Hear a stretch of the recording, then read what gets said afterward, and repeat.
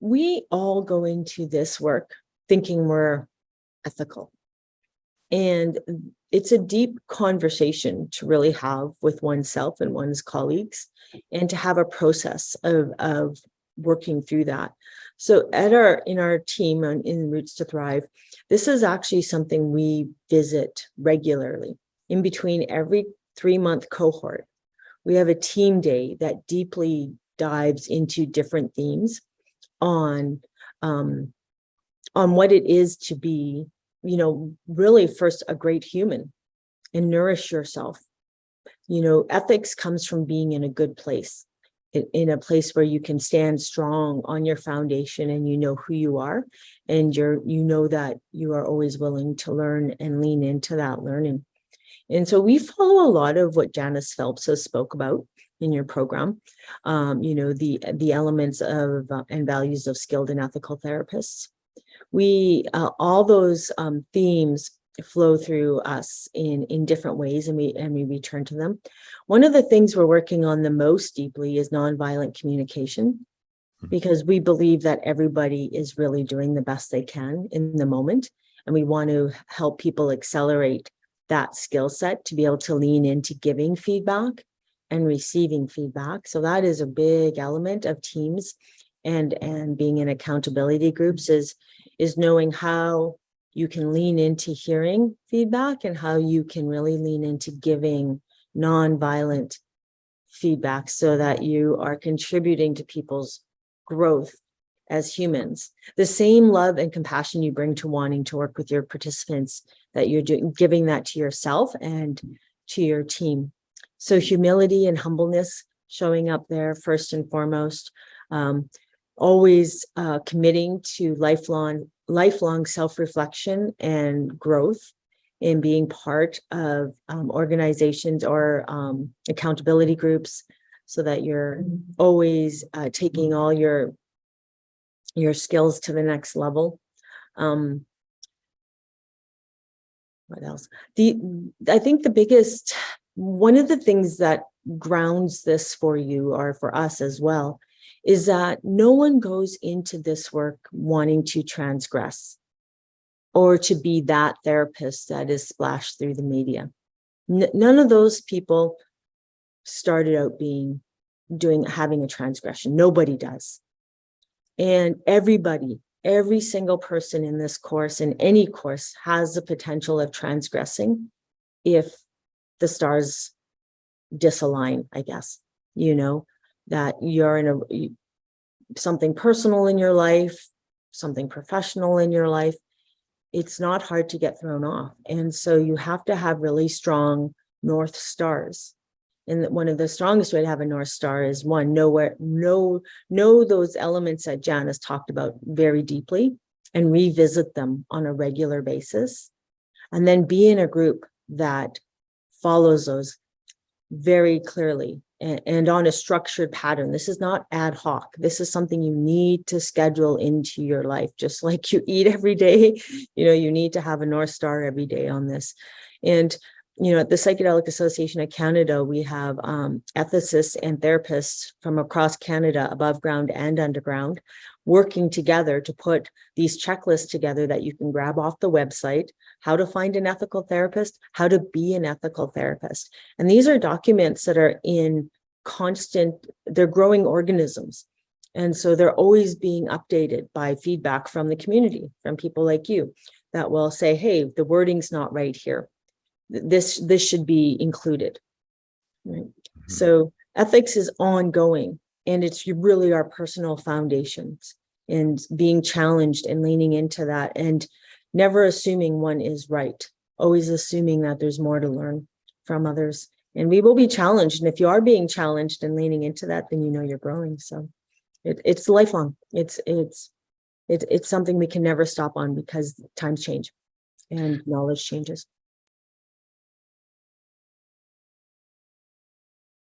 We created a whole checklist. It's easy. You can download it from the Psychedelic Association of Canada. It's all tick boxes. Perfect. Here it is. Here's all the elements of it. And maybe a therapist can't live up to all of them, but maybe they can live up to 88% of them.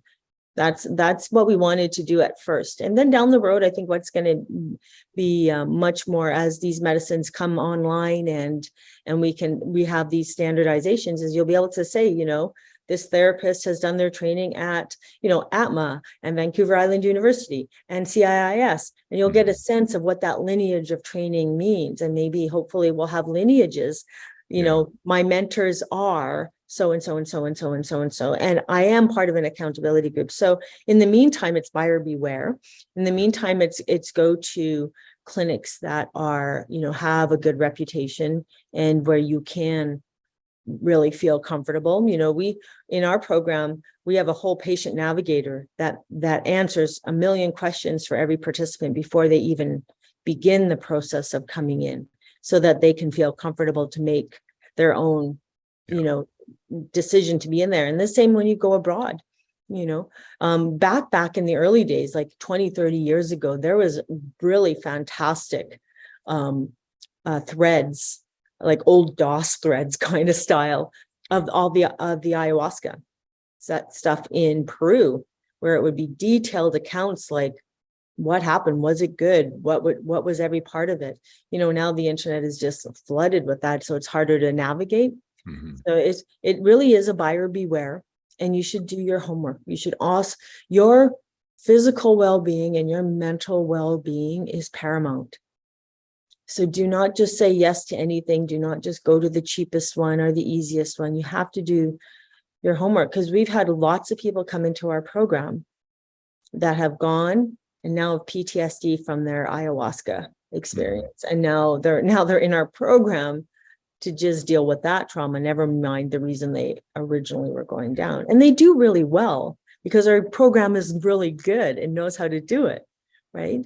So it's a real buyer beware right now. And I think all of us that are doing training have to be talking together and go, how will we step up to that challenge of saying who is competent? Because there are people graduating from programs that are not competent. Yeah. Like, just because you've gone through a program doesn't mean that, yeah, you're great.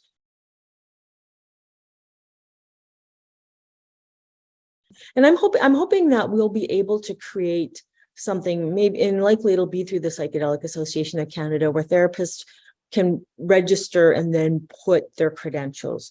And then we have to have some sort of way of having a fair ranking of them, where people can go in and give, I'm hesitant to do the rate MD sort of idea.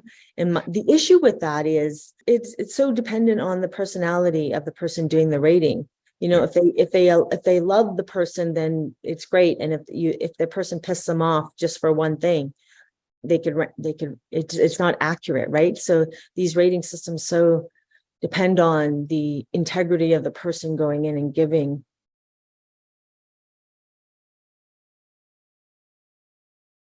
Yeah, I have my two mentors that I've been working with down there for over 20 years now. Over 20 years now. They're grown in the tradition. This is their family tradition. This is what they do.